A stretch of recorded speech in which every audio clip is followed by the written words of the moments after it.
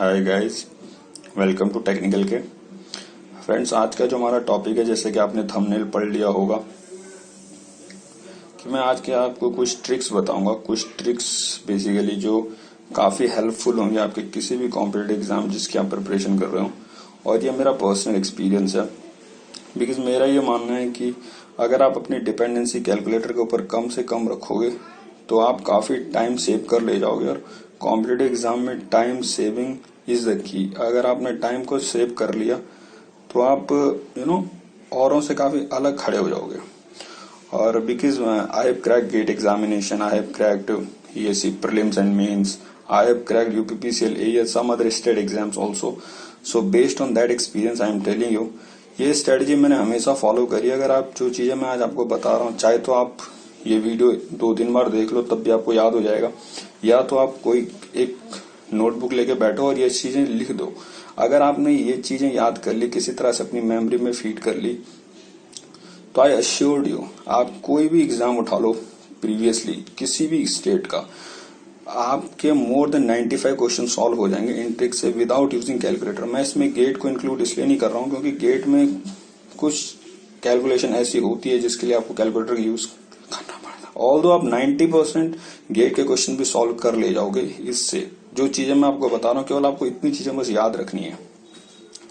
और याद कैसे होंगी, जैसे मैंने बताया, या तो आप ये वीडियो 2-3 बार देख लो तब भी आपको याद हो जाएगी, या तो आप अभी नोट डाउन कर लो। 2-3 बार आपको देखना है बस। और उसके बाद क्या करना है, आपको रेगुलरली जब आप प्रैक्टिस करो तो आपको कैलकुलेटर को छूना नहीं है, केवल इन ट्रिक्स के थ्रू करना है। आप देखोगे कि आपकी कैलकुलेशन भी काफी स्ट्रांग हो जाएगी। और जो कैलकुलेटर के ऊपर लोगों की डिपेंडेंसी होती है कि यार मेरे पास तो यार इस एग्जाम में तो कैलकुलेटर ही नहीं है, कैसे होगा, तो लोग डर जाते हैं ना। अभी आपने देखा होगा हाल ही में एक CIL के एग्जाम भी हुआ था, तो वो विदाउट कैलकुलेटर ही था, राइट। तो मैं इसी के बारे में डिस्कस करूंगा। केवल आप एक नोटबुक लेके बैठो और आपको काफी हेल्पफुल होगा। Okay, so before I begin मैं आपसे रिक्वेस्ट करूंगा कि अगर आपको वीडियो पसंद आए तो लाइक कर देना, चैनल को सब्सक्राइब भी कर देना ताकि ऐसी इन्फॉर्मेटिव वीडियो मिल जाए। और अगर आपको सेशन पसंद नहीं आता है तो आप डिसलाइक करें, बिंदास, कोई दिक्कत नहीं इसमें। ओके, बट रिस्पॉन्स अपना जरूर दें। तो जैसे सबसे पहले मैं बताता हूँ कि आपको 1 to 20 तक के स्क्वायर रूट याद कर लेने हैं। जैसे मैं लिख देता हूँ यहाँ पे, जैसे √2 हो गया 1.41, √3 1.73, 4 का तो पता ही होता है 2, √5 2.23, √6 2.44, √7 2.64, √8 2.82, √9 3, √10 3.16. Then we have √11, which is 3.31, √12 3.46, √13 3.60, √14 3.74, √15 3.87, 16 तो आपको बताइए 4।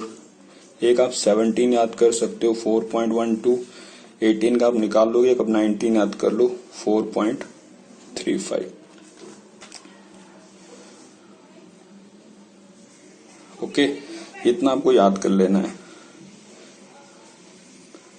क्योंकि आप अगर आपको 18 को फाइंड करना है तो आप 18 को निकाल सकते हो ऑब्वियसली, 2 into 9, सो 3 को बाहर कर दोगे 2, और 2 का भी मैंने बताया यहाँ पे 1 पॉइंट, तो यहाँ से अगर आप निकालना चाहो तो 1.41,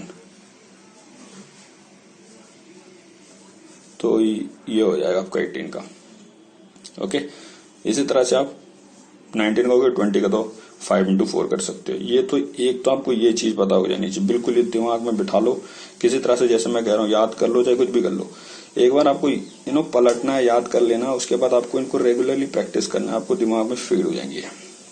दूसरा है आपको क्यूब रूट 10 तक याद रख लें। जैसे 2 का अगर मैं क्यूब रूट की बात करूंगा तो होगा आपके पास 1.25।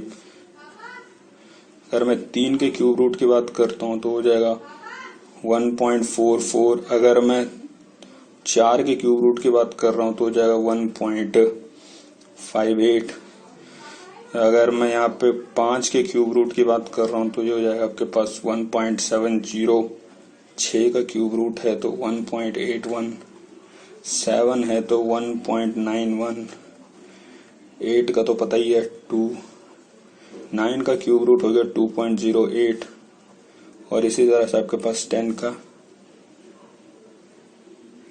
क्यूब रूट हो जाएगा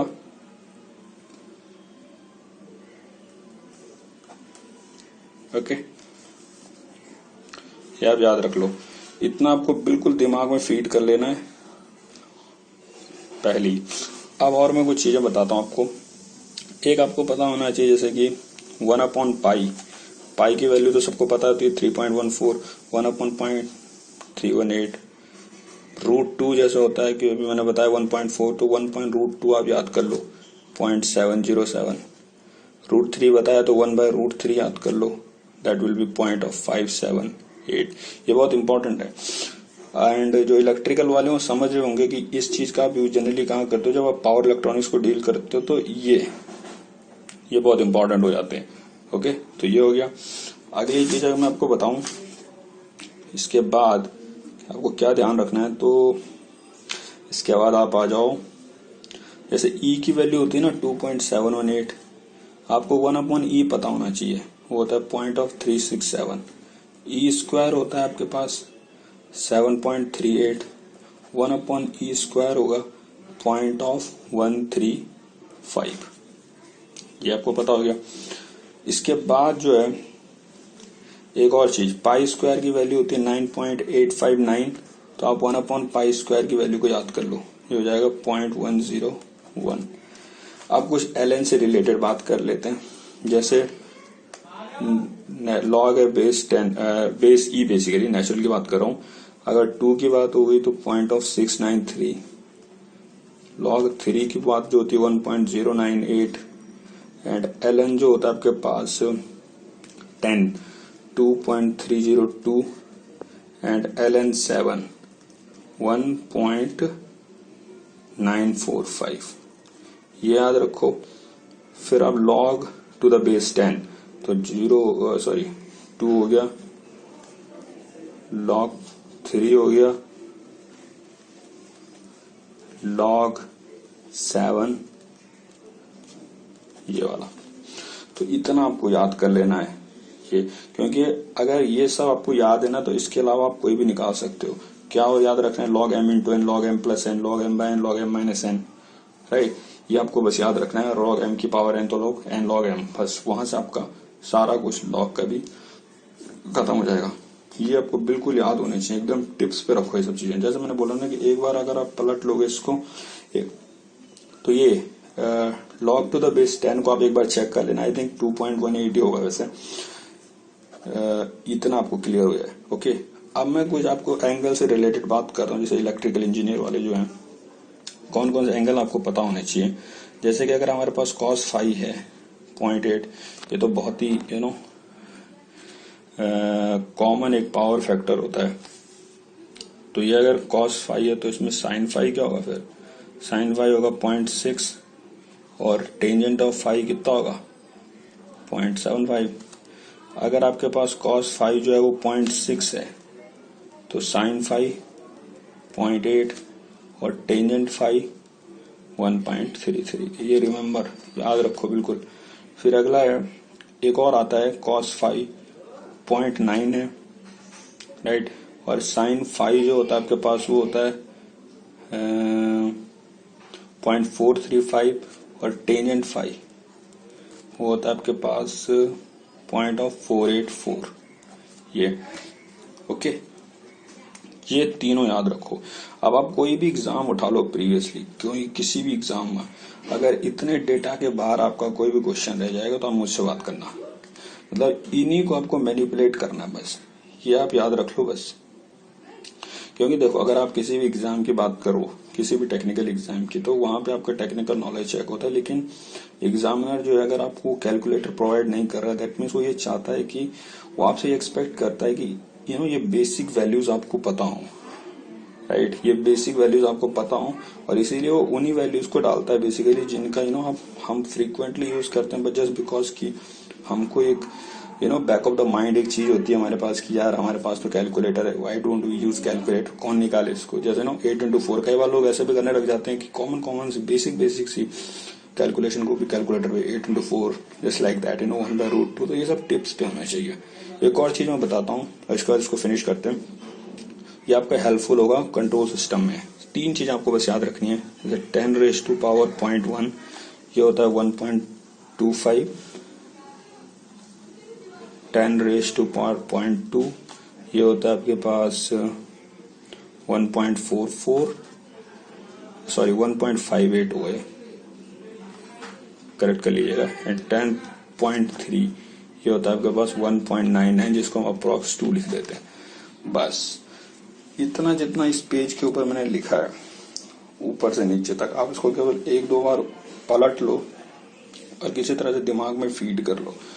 मैं वो नहीं कह रहा हूँ कि जैसे लोग बोलते हैं कि मैथ्स की कैलकुलेशन, जो मैंने स्ट्रिक्टली एक टेक्निकल एग्जाम के लिए बताई है, वहां पे आपको बहुत हेल्पफुल होगा। जैसे कोई इलेक्ट्रिकल इंजीनियर की मैं बात कर रहा हूँ, मैं इलेक्ट्रिकल से तो मैं इलेक्ट्रिकल की बात कर रहा हूँ।